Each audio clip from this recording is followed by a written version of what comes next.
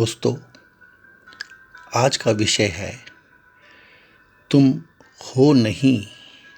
ज़रूर यह एक विचित्र सा विषय है,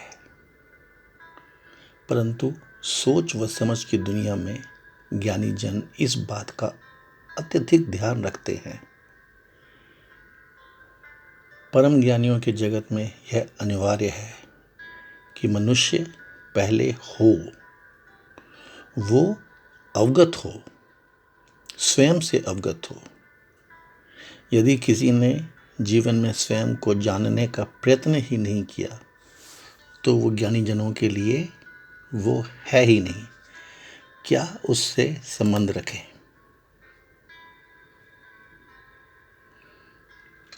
भारत के प्रचलित अनेक ज्ञानी पुरुषों में महात्मा बुद्ध का उच्च स्थान है। हमारी परंपराओं के अनुसार बुद्धों को देवों से ऊपर रखा गया है। चलिए बुद्ध के जीवन से कुछ प्रकरण लेकर तुम हो नहीं का अर्थ समझने की कोशिश करते हैं। दोस्तों, बुद्ध के आश्रम में एक दिन एक बहुत अमीर आदमी पहुंचा। उसने बुद्ध से कहा, अब मेरे बच्चे मेरे साथ नहीं रहते हैं, मैं बहुत अमीर हूं, मेरी पत्नी का भी देहांत हो चुका है, तो अब मेरे को और बच्चे भी नहीं हो सकते। मैं चाहता हूं कि मैं कुछ करूं, गरीबों के लिए कुछ करूं। मैं चाहता हूं कि मैं ज़रूरतमंदों की मदद करूं। कृपया बताएं कि मैं उनके लिए क्या कर सकता हूं। कहा जाता है कि अमीर आदमी के ये शब्द सुन के बुद्धा चुप हो गए। एक आंसू उनकी आंखों से निकला। अमीर आदमी ने पूछा,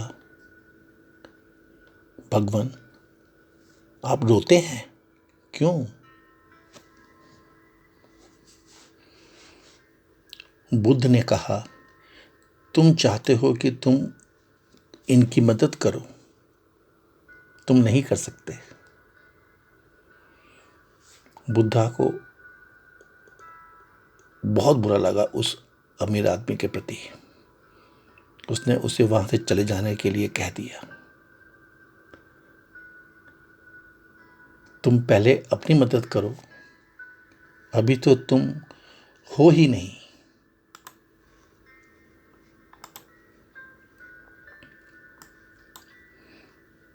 तुम हो नहीं, ये क्या बात हुई? ऐसा कैसे हो सकता है? और फिर क्या हो तुम? क्या करें? वो क्या है जो तुम्हें बना देगा? तुम्हें क्या होना चाहिए कि कम से कम ज्ञानी जन कहें कि तुम हो? यह प्रश्न अनेकों वर्ष मेरे भीतर भी गूंजता रहा। बहुत समझने के बाद जो मुझे समझ में आया है वो इस प्रकार है। स्वयं को न जानने की कोशिश से क्या होता है? तुम मानव जन्म के सौभाग्य को नकारा कर देते हो। तुम्हारी नीयत ऐसी रहती है कि तुम्हारी नियति ही रूठ जाती है।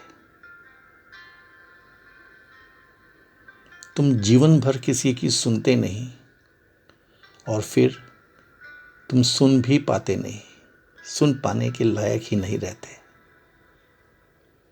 अपने ही उत्थान के प्रति जो इतना विरुद्ध होगा वो कोई पागल ही होगा, और ऐसे पागल अभागे इंसान पे तरस ही आएगा, आंखों से आंसू ही आएंगे। तुम हो नहीं, इस बात का बुद्ध के हिसाब से, जो लॉजिक है, उनका जो प्रतिक्रिया है, क्या आपको कुछ समझ में आती है? बुद्ध के 2500 साल के बाद भी हमारी स्थिति कैसी होनी चाहिए? इतनी पढ़ाई, इतनी उन्नति, इतने विकास के बाद क्या अब हम विकसित हो गए हैं? कैसी थी बुद्ध के समय की पढ़ाई? चलिए बुद्ध के ही एक आश्रम में जरा झांक कर देखते हैं।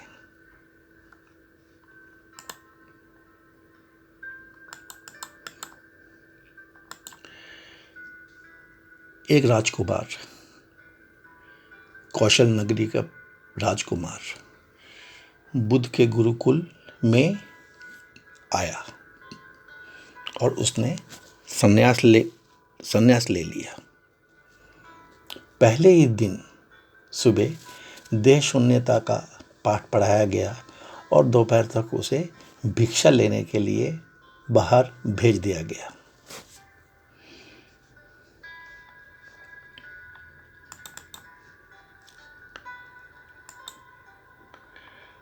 राजकुमार बहुत तेज सड़क पर चल रहा था।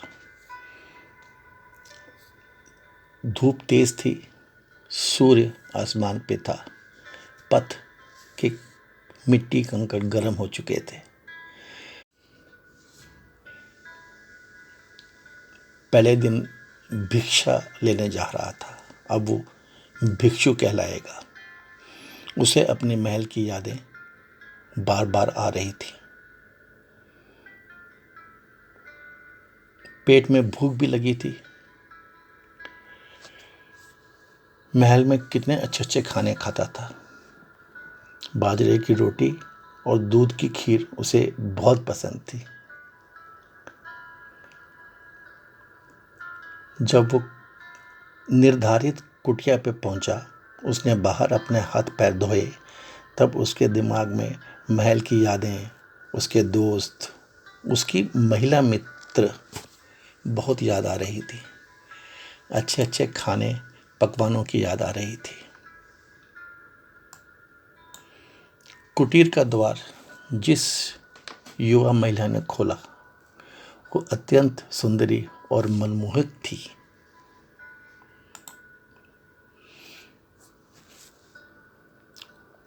उसने कहा, बनते आप बिराजिए, मैं आपके लिए भोजन लगाती हूँ। यह क्या? भोजन में बाजरे की रोटी और दूध की खीर? चौंक गया वो भिक्षु।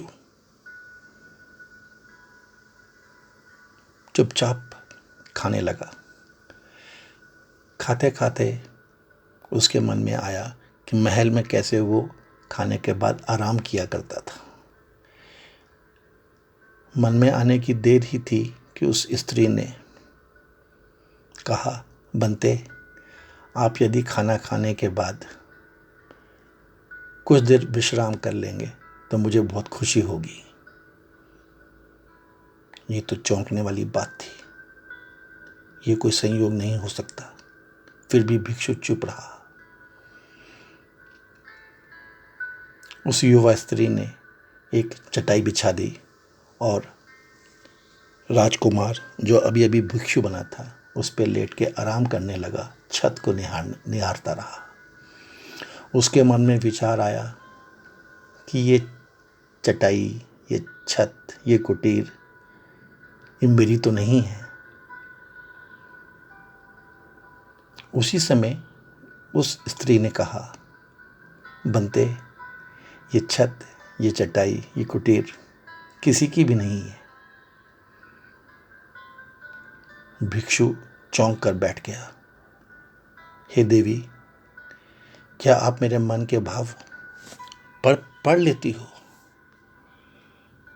तो उसने कहा, हाँ, देह शून्यता के अभ्यास के बाद अब मैं दूसरों के मन की बात पढ़ पाती हूँ। कौशल तो वहाँ से भाग उठा, सीधा बुद्ध के चरणों में गिरा और उसने कहा, भगवान, अब मैं कल से उसके मकान में, उस कुटिया में भोजन के लिए नहीं जाऊंगा। बुद्ध मुस्कुराए। सब जानने के बाद भिक्षु ने कहा, मेरे मन में विकार भी उत्पन्न हुए थे, शायद पढ़ लिए गए होंगे। बुद्ध ने कहा, तुम्हें जाना तो वहीं पड़ेगा।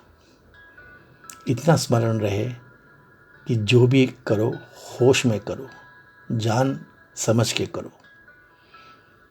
याद रखो कि अनदेखा एक भी विचार ना हो। और भिक्षु अगले दिन फिर उसी स्त्री की कुटिया में पहुंचा, लेकिन इस बार वो होश में था। हर कदम के बारे में उसे होश थी। आज वो बहुत खुश था। आज वो नाचता हुआ वापस आया और उसने बुद्ध को खुशी खुशी नाचते हुए कहा, भगवान, आज मैंने 2 चीज़ें सीखी हैं। पहली कि जब मैं चेतन था तब विचार नहीं थे, और दूसरी, मैं जब कभी भी भीतर झांकता था, मैं देखता था कि करने वाला दूसरा है और देखने वाला दूसरा। जब मैं देखता हूं तो मन नहीं चलता है। बुद्ध मुस्कुराए। उन्होंने कहा, बस यही कुछ तो जीवन में सीखने वाली बात है।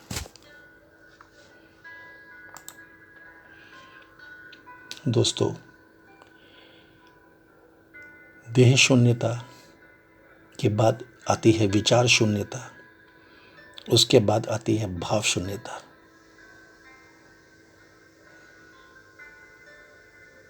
यह बुद्ध के समय में, उनके आश्रमों में